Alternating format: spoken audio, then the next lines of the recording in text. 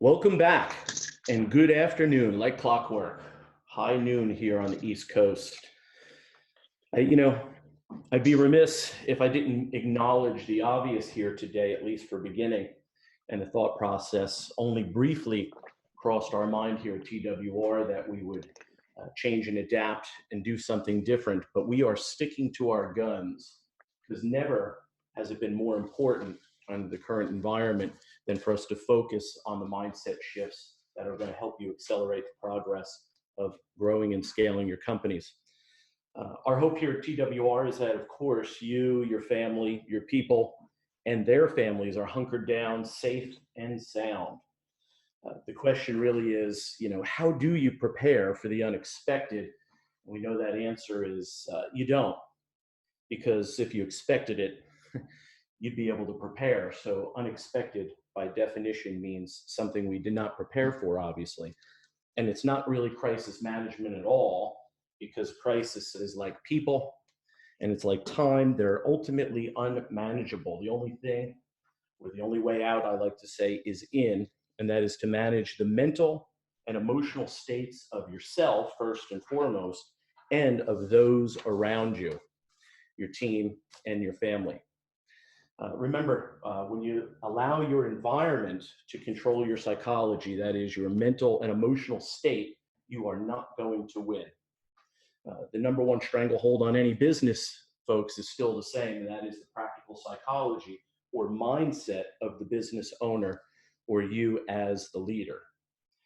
And as we focus on in these webinars, that is the stranglehold that is in fact self-inflicted. So I started out saying in this webinar series that there's no place that I'd rather be than right here, right now, talking to you. And even more so today in the urgency I feel about projecting what is today's topic, as well as linking together all of the previous webinars at this time.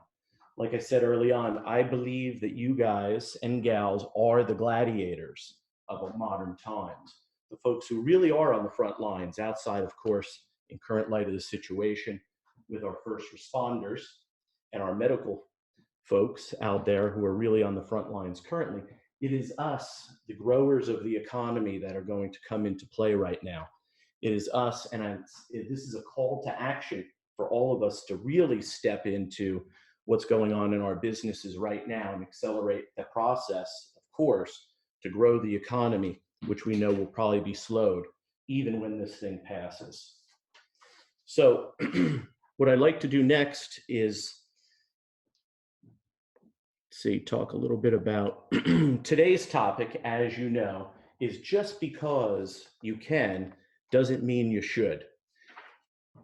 And just because you can doesn't mean you should. If I were to prioritize these, I probably would have put this one maybe even first, as in the order of importance when it comes to what I find being a business owner and also working with other business owners.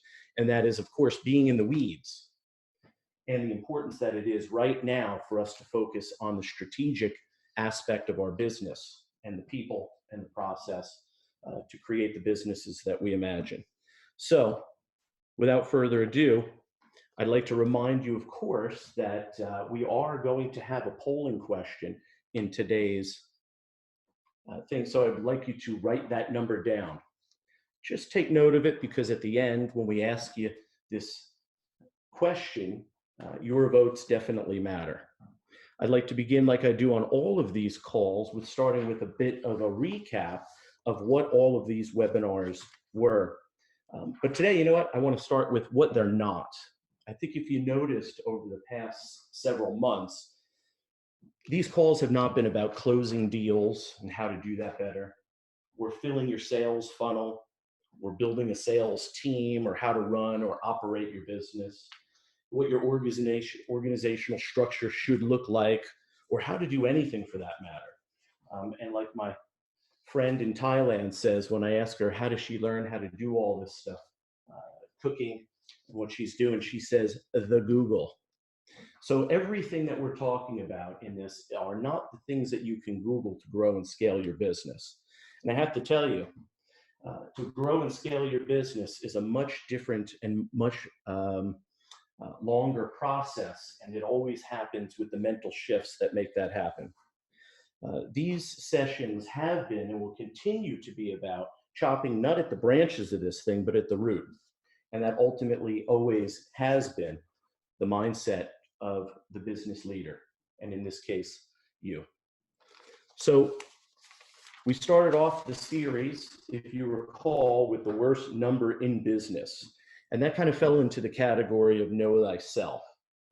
And we talked about the different roles in any business that successfully scales, has multiple people at the helm. And they kind of fall into three different categories, if you recall: the artist, which in this case might be the skilled producer or ultimate sales machine, to the entrepreneur, and also to the leader. And we know that in order to scale the business, these are all full-time jobs. And while I acknowledge that what it took to get you to this point in your business and grow the business like you have, you've had to wear all three hats. The problem here is that moving forward and truly scaling your business means that you're going to have to bring others along to divide and conquer. So ultimately, the owner operator is usually the sole source or largest contributor to the sales revenue. And we know that that is problematic for really growing and scaling a business. Week 2 was, are we too busy mopping up the floor to fix the hole in the roof? And this one is all about staying out of reaction mode. And like I like to say, losers react, leaders anticipate. And the ones who are able to stand and be in creation mode on a daily basis, where the thinking and the strategic thought processes of growing their businesses lie, this is also where all the problems that you may be running into or challenges, even in the day-to-day, are solved. They are just not solved in reaction. I understand, even today, all hands on deck, doing whatever it takes. But please don't lose sight. Your people are depending on you to be thinking through this during this time. We focused a lot on how you spend your time, and being in the zone, whatever that looks like for you, should be about 60 to 75% of your time.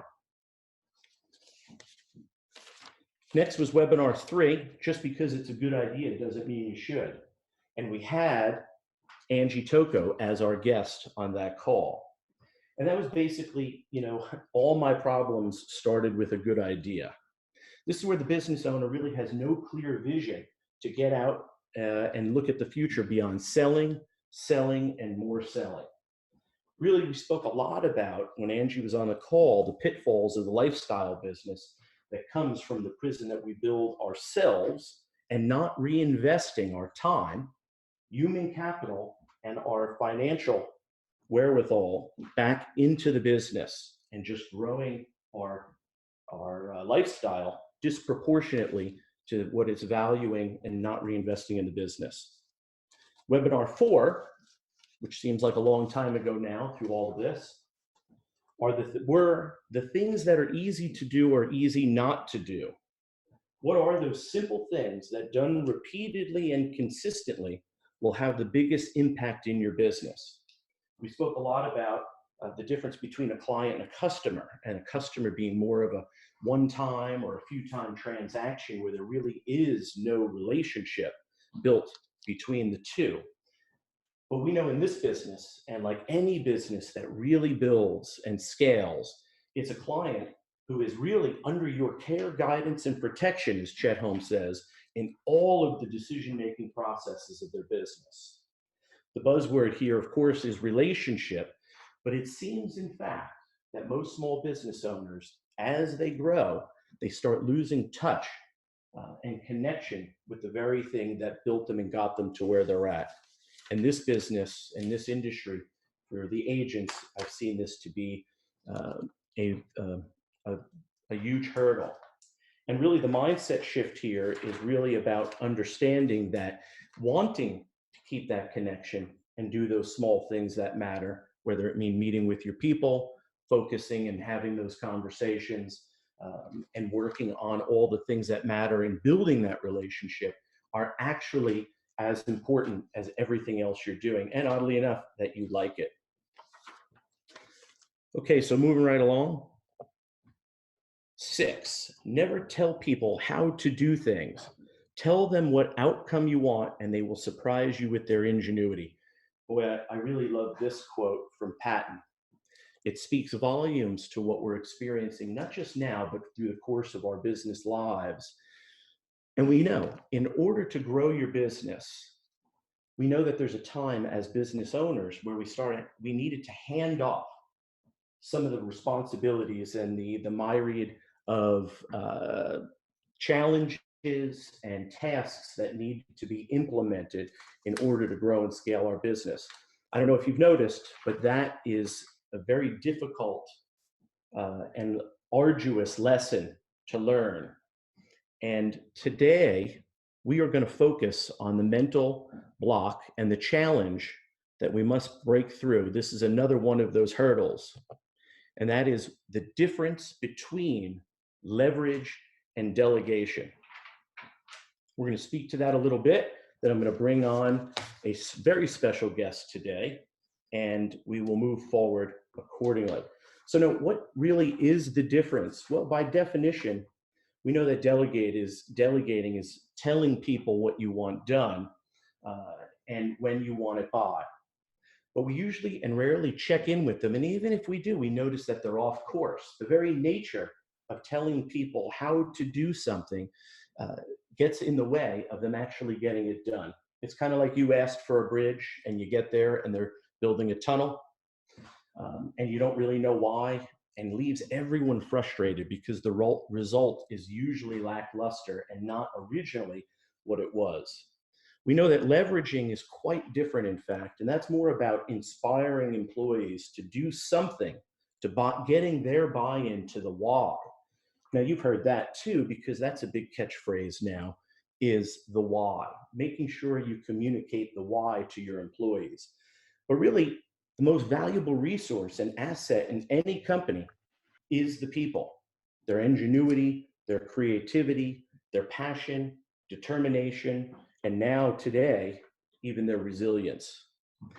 You know, ultimately, when I come into an organization, large and small, they want me to fix particular people. They want me to get them back on the boat, if you will, focused on what they need to focus on in order to get things done. I always go back to shining that light back on the business owner, of course, in our conversations. But this is not a matter of being a resource, which delegation sets you up as a business leader to be a resource, a problem solver, sometimes a parent, even a coach through all of this. And that can get very frustrating. This is about building resourcefulness in your people. And if there was one difference that makes the difference on today's call and will throughout the next few weeks of this crisis situation, it's going to be to create resourcefulness in your people. And that only always starts with ourselves. Trusting their resources to produce that outcome throughout the process is going to be necessary to create the environment and the business that you want to. You know, and here's why. Again, those unexpected challenges are going to come out all the time throughout the process of telling them what it is that you want done. Buying them into the vision locks them into ownership and really is empowering. And I'd like to maybe put a little, shine a little light on what are those differences between leveraging and delegation. And what I've seen is, first and foremost, the difference between resource and resourcefulness. But leverage empowers your employees to be and work at their best, whereas delegation disempowers them and has them not really seeing the clear goal of the end and then not really leaning into their resourcefulness to create and execute at the level that they can. It also displays distrust. If you're delegating things, it makes the person feel like they're task oriented. And that is probably the fastest path to really not creating the outcome that you desire. Leverage is about trust, leveraging people to be at their best, to think on their feet, to make those decisions is going to instill in them that you trust them to move forward. Again, leverage communicates the why, because delegation just says, do this, do that, this is what I expect. Whereas leverage is, this is why we're doing each one of these tasks. This one thing alone was so paramount in my business when I communicate with my people, because if you start with exactly the outcome and more importantly, why we're doing what we're doing now, everybody's on board and they feel a lot more obviously communicated with. And during this time of crises, we know that communication is probably of the highest order. Leverage obviously is respectful. It gives the person the respect that you trust in the job that they do, and more importantly, their capabilities of getting it done. Whereas, of course, delegation is about, micromanaging, stepping in and pushing them out of the way, solving these small petty problems that you didn't empower them to do. And again, this is the difference. Leverage promotes creative problem solving, and delegation increases the level of frustration. It's focused on problems, it's filled with expectations, and ultimately, it's not the way to go.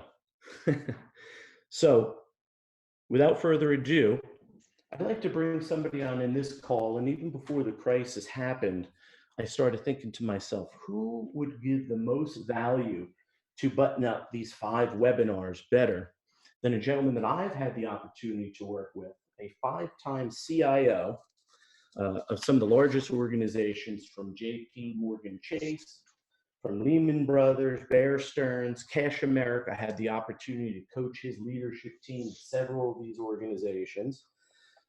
Currently an author and with a book that is on point to be released called The Lucky 13 and the 13 Core Competencies of Leadership.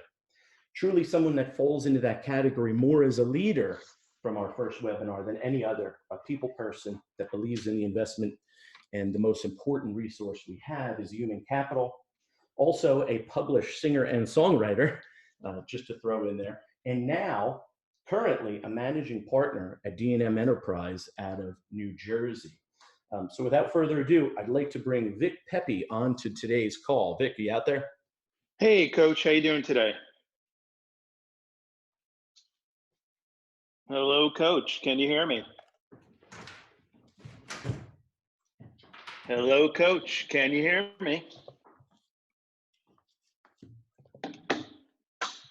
Hello, Coach. Can you hear me?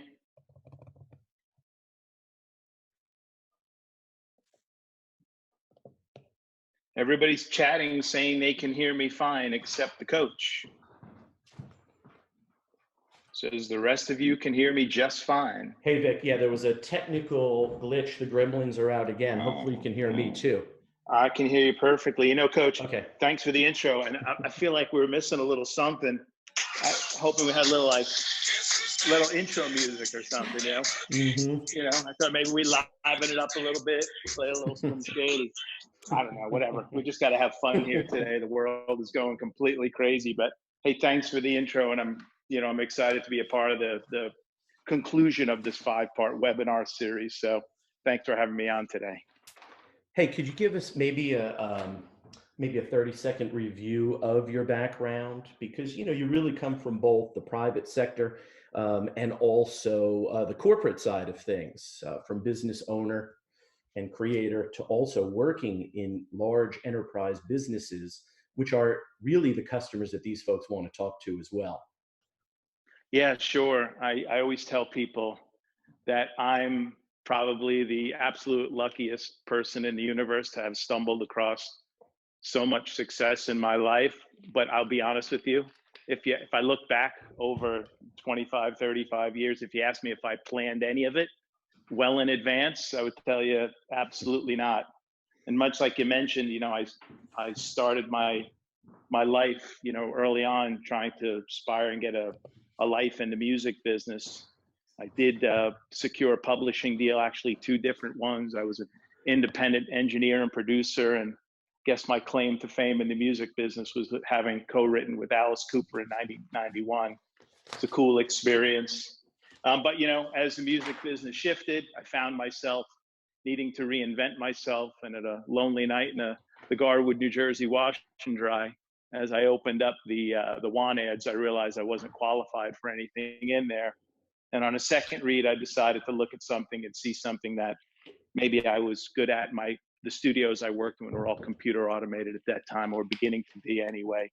And so I said, technology. And I went down a path of technology, was lucky enough to get my first gig in the mid 90s. And then I was, again, luckiest guy in technology. I tell people I was with a small company. It was bought by a bank, small federal thrift. They just liked me. They recognized me. They moved me along very, very quickly. I became the CIO of that company in short order. It was a small company that grew to 2,500 people. I think I was the 100th person at the company. So I hitched a ride to a good one there. That company was acquired by Lehman Brothers. I tell people that becoming a part of Lehman was like, getting my advanced degree. Put a good pedigree on my resume, and I was the CIO of an aggregate of companies that they had in the mortgage space. From there, during the great, days of the early to mid 2000s, as mortgages were going at 1,000,000 miles an hour, I was recruited to come to Texas, where I worked for a Bear Stearns company, CIO of a special servicer. That basically means we had a lot of loans where people didn't pay, and we tried to get people to make payments on them. They went in securities, and they were exchanged on the market, and that's how they made money. And then we fell in the arms of JP Morgan Chase, where I spent 5 years, learned a lot of great things there, got to work on a team that was led by Jamie Dimon, which was an amazing life experience unto itself. All along, though, I had used D&M Enterprise Group throughout my numerous positions. And so I had become, good colleagues, friends, and relied on D&M as a tool in my tool belt, so to speak, to help minimize my telecommunication costs and, get that white glove level of service in the places that I ran. And Steve will tell you the longest deal he ever worked on was for 19 years. But he would always tell me, Vic, if you came to this side of the table, man, we'd have massive success. It was just never the right time. And then years later, I was part of a company where we were charged to, bring some companies together, and then I would be set off on my way upon the successful completion of that company. And at that time, I felt like it was a great time to get into the channel. So I know that was a lot longer than 30 seconds. It always is. I'm a little long in the tooth. I apologize. But, that brought me to the channel 3 years ago. I'm a partner of Steve Gerhardt's, along with Tim Reese, in what we call D&M 2.0. And we are focused solely on growing the business in many different ways. Hey, great stuff, Vic. I guess it really comes down to questions. In your experience, what have you seen as the difference in today's topic, of course, between leverage and delegation throughout your career, your journey? Yeah, I'll tell you, it was, for me, it was a personal journey that took a long time because nobody handed me a definition. Early on, you heard delegate, delegate, delegate, and you're sort of handing out tasks like cards, and you're hoping people get them done. But ultimately, if you ask me today, delegation is just purely a handoff to an unknown person, place, or really somebody with an unidentified skill set. Meaning I got something to do, or I need something to get done, and I flip it and I whip it to the side, and I pray, hope, and do whatever I need to do in hopes that it comes back. I'm usually disappointed, or I need to micromanage the process, and I'm constantly making all these adjustments, and I'm not really making people feel good about it along the way. Mm-hmm. So when I realized that leverage was just the opposite. And I would tell you that now, sitting where I sit, and especially in the last 3 years of helping evolve D&M with Steve and Tim, that leverage comes in two different flavors. One, it's where you put forth the effort to fully train people or fully automate a process that you create, such that it's repeatable and people have the skill sets and all the things you need, so that when you do point someone in the right direction, you're only there for quick escalations, maybe a tiebreaker or something, and your people, your processes, and all your resiliency and automation make things happen without you being in it. And most importantly, what I learned at Chase is that leverage also comes from an acquisition of those things. If I don't have time to train the people, I don't have time to build the automation, I just need to go find somebody who already has. And then Mm-hmm. I need to figure out how to seamlessly integrate that level of skill or automation into my business. And then ultimately, I'll use the term tool in my tool belt all the time. Then I put that piece in whole in my tool belt as leverage. Was there like an aha moment for you when you realized the real difference? Was there like, I always look for those moments in the coaching where the shift really did take place? Oh man, there really was. It's a great story. I'm going to warn everybody, it's going to take more than 30 seconds, but I'll do my best to No, keep it come on. short. All right. Um, I was at JP Morgan Chase. The mortgage meltdown had happened. At the time, I was actually running default mortgage technologies. And then as we were coming out of that, I was asked to run the originations technologies. So now in my career, I'm running the biggest group that I ever run, 1,100 technology professionals, near $300 million budget. Of course, I didn't have more than a $17 approval level, but that's a whole big company joke. Um, and I got a call and it said, Pepe, I need you in Morristown, New Jersey tomorrow. I'm living in Texas at the time.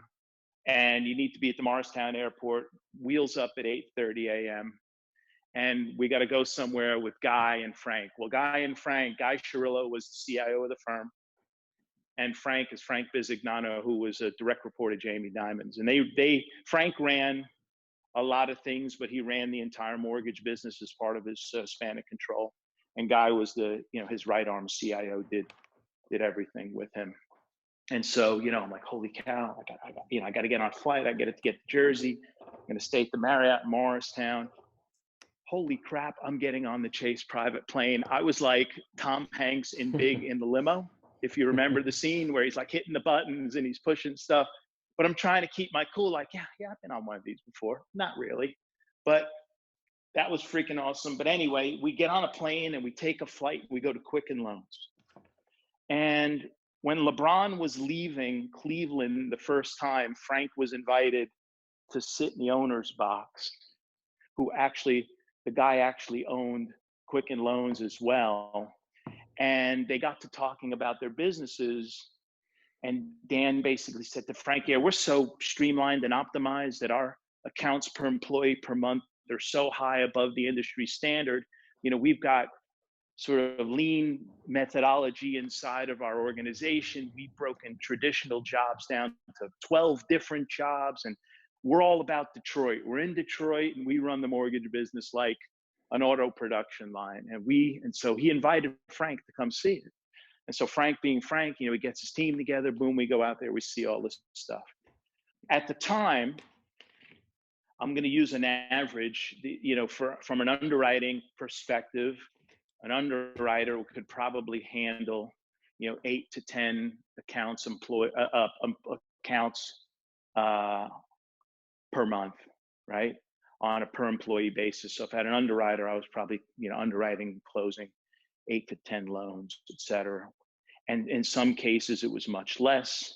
In some cases, a little bit greater, but this accounts per employee per month was a big metric that drove the business. So we walk through the shop and we see what they're doing, and they certainly have figured out how to operate the mousetrap a lot differently than I'd ever seen. They'd broken jobs down where people would do 17 tasks. They broke it down to 17 jobs where people had one task. What did that do? I can train people quicker. If people left via attrition, I could retrain the replacements quicker.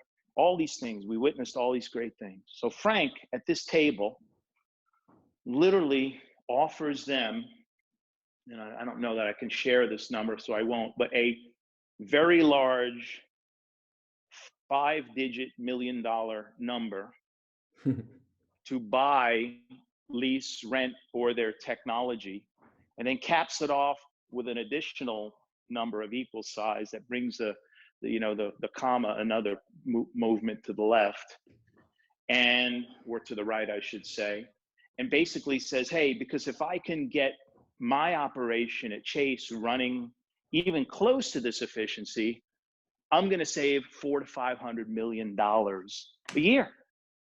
And so here's this big picture, big visionary stuff. And what I realized at the time was, or I started to realize, was like, this guy didn't really need to go through an approval process. He's going to get all his people plugged in. He's going to, get the whole machine going around him, and legal's going to get involved. Compliance is going to get involved. He's got his tech people here. He's got my boss there. He's got Guy there. He's got me who runs the originations tech. He's got business leaders. He's got everybody he needs. But he is like so risen above at top level, seeing what's possible, and his goal, save $500 million a year. Everybody agrees it sounds like a good idea. We get back on the plane, we fly back to Morristown, and by 5:30 p.m. I was having dinner at the hotel with the guy I reported to, and he said to me, how does he do that? How is it possible he flies out there, sees the shit at this level, pardon my French, and is able just to really just execute on it? And I said, this guy he has no constraints to his thinking, and he has this massive leverage around him. Keyword, leverage. Mm-hmm. He's got technology people that can pull stuff off. He's got a legal department that can create contracts. He's got a compliance department second to none that's going to make sure we don't break any law and we stay true to the letter of the law. He's got operations people that have thousands and thousands of people. And at first, as I was thinking about that, I'm like, oh, leverage only happens at big companies. That was my first mistake. But I did realize the difference between leverage and delegation. He basically inserted us in this high-level vision, knowing that he had the leverage of all the best talent in the business at his avail. And quite frankly, if somebody fell down or if somebody didn't have what they needed, the money, capital, time, and other resources to go acquire it. And so ultimately a deal was made, and they began down the journey of doing that. But it was really, that was the aha moment, Coach, where I just watched somebody operate at the highest level. But I also knew at that moment that it was possible to bring that level of thinking into everything I did every single day. Let me ask you a quick question. Yeah, just to kind of go into really bringing this to where the folks on today's call can see it on a grassroots. I know D&M through all of this, and only over the past 2 weeks, has closed several extremely large deals to success. And, so where has delegation and leverage come into play since those deals have happened? I'm very curious about that. And I'm sure the folks on the phone would be too. Give us a channel example of what's going on in the now. I will absolutely do that because I will tell you, it's my daily routine. And I'll come back to this because as I thought about being on the call today, I thought, how would people do this, and how would they instill, a plan to execute to get themselves here? First thing I realized is that at D&M, we've got talented people in the back office that handle a lot of stuff, but we didn't have all the talent we needed, and acquiring it on a cost basis would have been really expensive. So almost day one, we said, all right, okay, I need leverage. I need relationships. I need other people. Now, interestingly enough, when you really think about the channel, it's sort of like a duh moment. The entire channel is leverage for channel partners and agents. Totally. Yep. We have products and services that are built, supported, and run by other companies that we get to call, and we get to say, hey, I have a client that needs X, Y, and Z. Let's get them all going, and then we get paid on a monthly recurring basis. So when you think about it, it's a great place to start. It's not a new concept. It's all leverage. But how do we take that to the next level and make it most successful? So I pulled out 2 examples. We sell a lot of desktop as a service, and desktop as a service requires the right level of engineering know-how and in the dialogue to ensue right at the point of I won't even call it the point of sale, it's the point of pre-sale. So we hired and cultivated and brought on, it was actually somebody I had worked with for, over 15 years. We brought on an engineer to start with us, and we built out our own engineering capability and other services around this particular person, so that when the DAS dialogue starts, we've got a well-informed person who's been inside of businesses, who knows the vendor platforms, knows how they're going to integrate with AD or Okta or anything else that happens, knows how group policies are applied, knows the VMware stack cold, and knows all of the players that we potentially can bring to the table. And so it's this agnostic. So before we bring on all of the vendors, we have this level of sort of knowledge and authority to speak to all the different potential roadblocks. That's elevated our credibility. We now use that leverage on a day-to-day basis to not only create a better quality and dialogue with the customer, but on a day-to-day basis to foster our growth. So we'll assign these engineers to particular accounts. And so we'll wake up and go, oh, look at that. Customer XYZ just ordered another $7,000 worth of stuff. They grew, they added 60, 70 people. And it's happening day in and day out because we keep our engineers as a single point of contact from a technical perspective in alignment with our customers. The second piece, and this will be a lot shorter, is when Tim and I first got into the channel, we were super lucky to get a call from a former colleague who said, hey, I heard what you guys are doing now, and I got to get my contact center to the cloud, but we really need some consulting. And he knew we had started a consulting practice in the business. He goes, I know ultimately it'll lead you to help me deciding, but this business is very sort of process driven, and this company is very process driven. We're going to need to go through a process. I can't just have you shepherd in 3, 4, 5 different vendors, have them do the dog and pony. I need something more formal. So we had an engagement where we did the upfront consulting. And it was a year-long project. We did an analysis of the on-premise and the as-is. We did an ROI against cloud. We went through a selection and bake-off process. We got them all the way to the point of actually selecting a cloud provider. And then they asked us to stay on and help project manage and day-to-day manage things where they didn't have resources.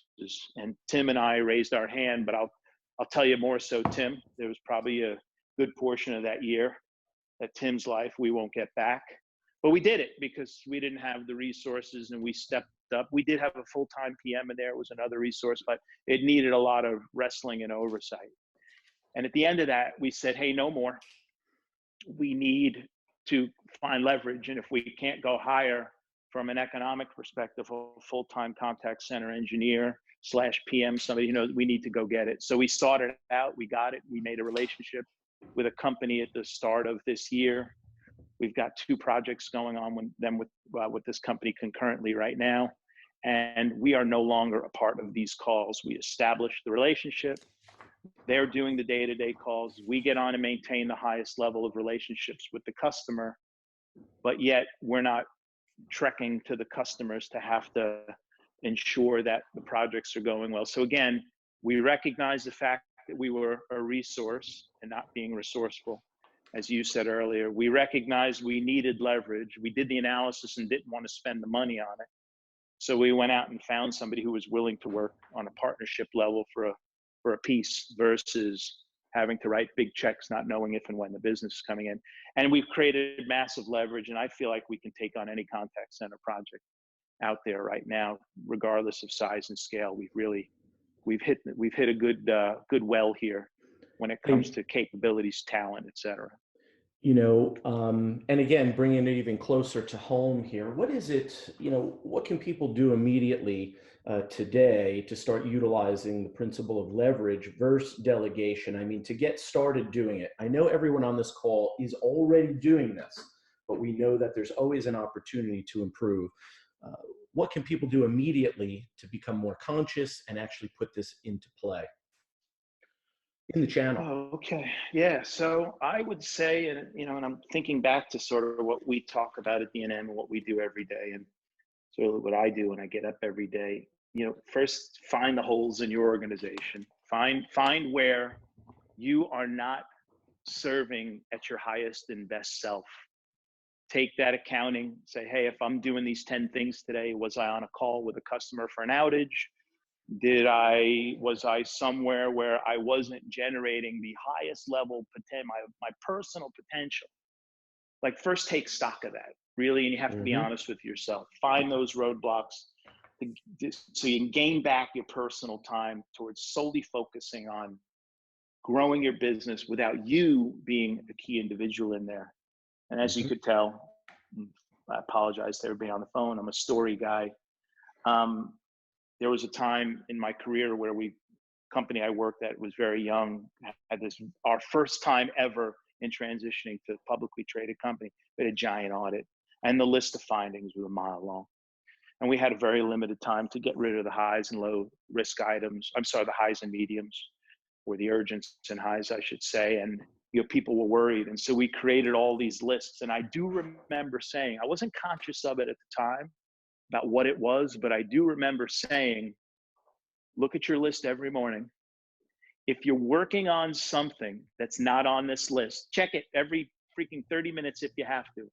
If I'm working on something that's not on this list, get back to the list, because there is Mhm. no other priority. So while I recognize, you may have 2 hours planned in your day for highly strategic thinking, for creating leverage in your business, for creating that next Uber relationship, or that relationship that might bring you 5 other clients or 6 other clients.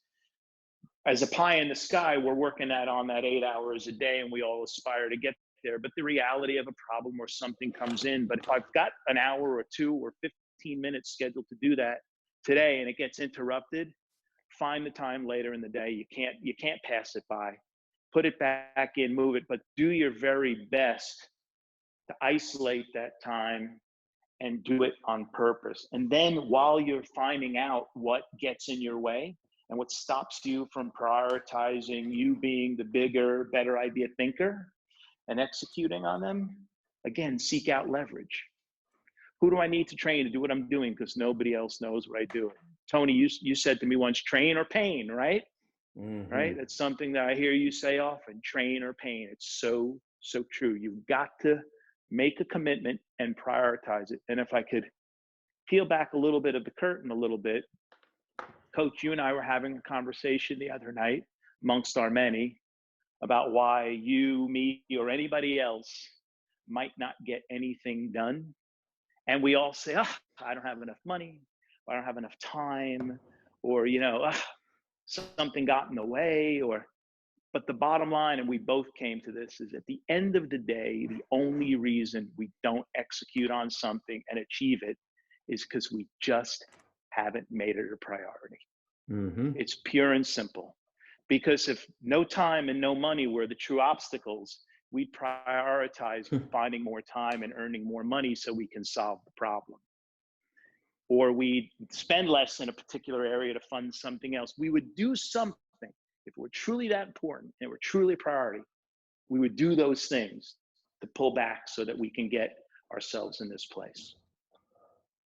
In the again, I kind of lean into the training, and Chet Holmes used to say, in the 9 time, what is it, the top secrets of time management skills of billionaires. He says it's one thing to have your list, and it's another thing to really have the pig-headed discipline and determination to stick with it.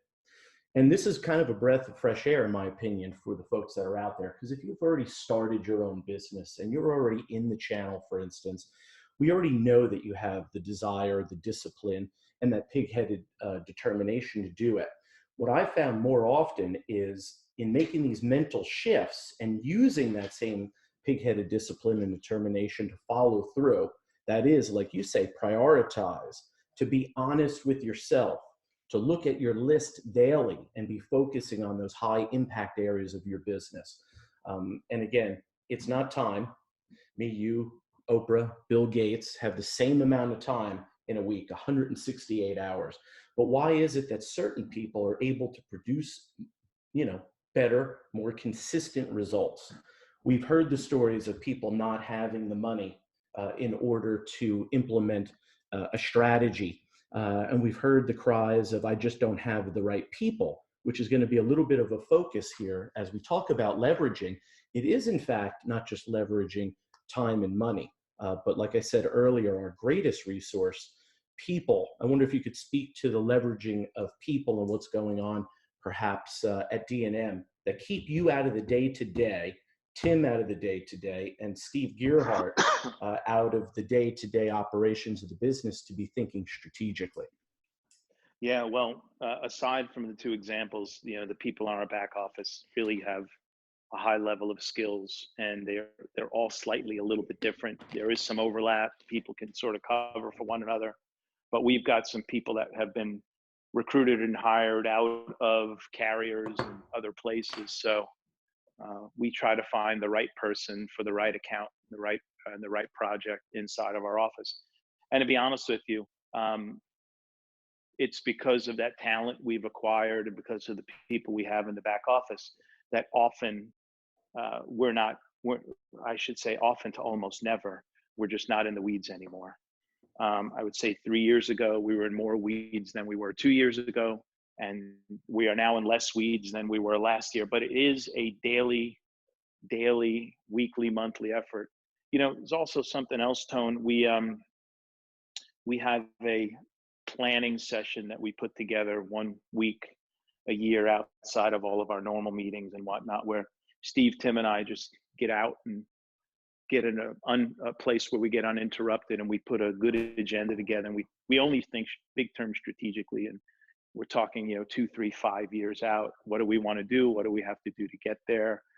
What kind of leverage would we have to create? What kind of business would we close? How would we get that business, et cetera, et cetera. And when we were sitting around talking, I brought up, I said, hey, I saw this cool interview the other day, last month at the time, with Jeff Bezos. And somebody came up to him and said, hey, I heard about, X, Y, and Z, or your stock or return. And he almost looked a little like confused and befuddled. He said, hey, and he did it in the nicest of ways. See, I got to be honest with you. I almost have no idea what's going on with the business today. That's a whole separate team. And he says, me and my direct reports, we're working on what's happening 3 years from now. That's what we're working on. And he goes, and he said, and don't think that everything we work on goes great. He goes, we have lost billions of dollars. Hey, do you think they're still focusing on that even now during a pandemic? I'm sorry to jump in there, but that is what I do. Hey, listen, they certainly have a team that's dealing with crisis management. Mm-hmm. And I would venture to say that if I had to guess, Bezos is a little bit more in the weeds of that than you might be, but this is an unprecedented event. This is not like, the market dip because, oil prices went up, down, gold went up or down. This is a global pandemic, life-threatening, health-threatening. So if I had to guess, he's probably in it a little bit more than he would be. I'm not the Bezos concierge. I don't know what color underwear he put on today. And if I did, you'd have to pay me to tell you. But make a long story short, but I would venture to say that he's still trying to remain focused on what do we do when we come out? How do we better serve? And maybe this is informing 3 years from now, a full practice around what do we need to do in the event, if and when this happens again, that we're turnkey. We know the play to run. We know exactly what we're doing. So that might be the future really good casting that he's doing, right? Good question for the partners. Yep, to ask their clients. I do tell you, I do think that when this is all past us, and whether it be the Easter proclamation or sometime in the hopefully not so distant future, our business is going to come back swinging, because there isn't a CFO, a CIO, and a CEO that isn't expecting in some way, shape, or form for a potential resurgence in the winter of either this virus, some other virus, or something that would create a massive need to shift from office to work from home. And nobody wants to go through the bumps and bruises that they went through now. So I think we're going to see a mad run to the things that we serve. And I like to think of it at D&M, we see it as opportunity, but we're being cautious not to be opportunistic. And there's a difference. We don't want to be vultures. We're not vultures. We don't want to sell year 2000 fear. We all lived through that. I had people coming through my office as a young CIO. People tell me, your copiers are going to not work anymore. Your coffee machines are going to stop working. You need to buy the new coffee machine. Your coffee beans might not even taste the same. It was complete sanity. Fear was being sold. So we're making a conscious decision not to sell that fear, but focus on if you want to slightly get ahead, focus on how you're going to deal with the fact that you might need to do more at once than you've ever done before. Hey, Where are the holes? there is really a fine line. I think it's a really good topic, and we know people can smell commission breath a mile away. So we know that being an ambulance chaser through this is different than really adding value. We also know, in the immortal words of Jay Abraham, the great business coach, who said, you have a moral obligation to let your clients know of every product or service that you have that could help them grow their business. So where do you think that line is in the now? Is it waiting, or is it communicating with your clients now, and in what way? Well, I can't tell you that I'm right and that we're right, and there is not another way. But the way that we're serving our customers is one, serve, serve, serve. Make yourself available. Let them know there's anything and anything you can do to help them. We did send out a blast letting them know of all the free services that are available, because all of our partners and the providers are stepping up, ordering, lots of offers out there. Help, help, help, serve, serve, serve. It does lead to sale in some cases, but if you do it with a pure heart and a pure intention, you're going to find yourself in a great spot. That's our belief. It's working very well. Yeah, makes a lot of sense. Just by the grace of God, or whoever else you kneel down and pray to at the end of the night, could be a plant in the corner of your room, or a cow, or whatever it is, the universe. Coach and I won't get on a religious conversation because this webinar will go about 7 hours.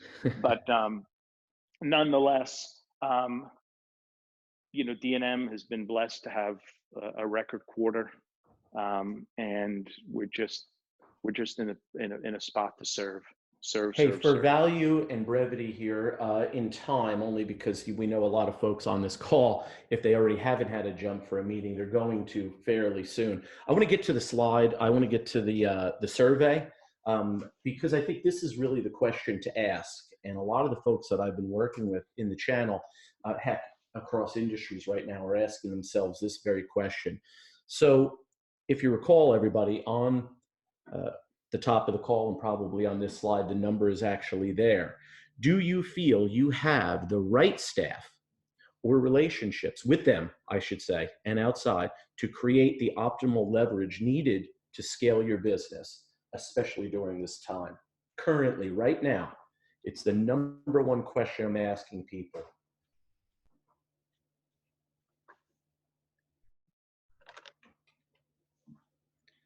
And several of the folks that I work with now look at this as a tipping point to start making those decisions within their organization. We know that our people and the human capital that we have and their resourcefulness are set to grow the company. But the question is whether we have the right people on board. And it's interesting, we're looking at almost 50-50 in some cases. And this isn't for further dialogue, and I don't want anybody to go out now and start laying people off through this. But this is a time we're getting lean and thinking about the value that everybody brings to the table, leveraging their hearts and their minds to produce the result that they can and create resourcefulness in them, and also making the moves necessary to grow your people. You really do. You have an obligation to make decisions in your business day to day. And what I've seen very often is that we keep certain things in place, systems and people in place during times when we need to make these decisions. During a pandemic, there's nothing like a pandemic to accelerate the process of making all of these mental shifts that we've been talking about over the last few weeks. And and I see that even as I describe and talk a little bit more, the numbers themselves of having the right people are going down. And at 60-40, that is just not a championship industry. That's not a championship team. And ultimately, this is the dialogue that I've been getting into with a lot of the partners. This is where the rubber really has been meeting the road over the last 2 weeks. Look at the suppliers. Look at all the larger companies. They were immediate in their transition to shifting the workforce. And I know Hey, it's not Coach. an easy one. Yeah. Yep. I did prepare some notes. I left out one keynote here that I really want to share. Yeah. And I think it's the key. It's a beautiful, ending to all of this. In leverage, you need to be willing to give something up. And in this case, you need to be willing to give up either a fee, a piece of the commission, something. D&M made very clear and conscious decisions. When we go outside to create leverage, we give up a piece because we'd rather have a piece of something than 150% of nothing. And the flywheel is really turning. So while we're giving up a piece and we might need to do more business to make certain things, the amount of business we're doing as a result of leverage is exponentially larger. Yeah, really good stuff. So without further ado, I want to thank everybody who was on today's call. And those of you who are going to listen later during the week, feel free, of course, to reach out. Let us know what you're thinking. I mean, moving forward, I'm not going to leave you. I'm still going to bring you the most valuable content of mental shifts and the things necessary really to grow and scale your business through all of this pandemic. I will be sending out a survey of types. We have really appreciated the feedback that we've gotten, and we'd really like to hear how this would most serve you guys in the channel, and specifically our agent community, to help them grow and, more importantly, scale their business. So I want to thank Vic Pepe for jumping on today.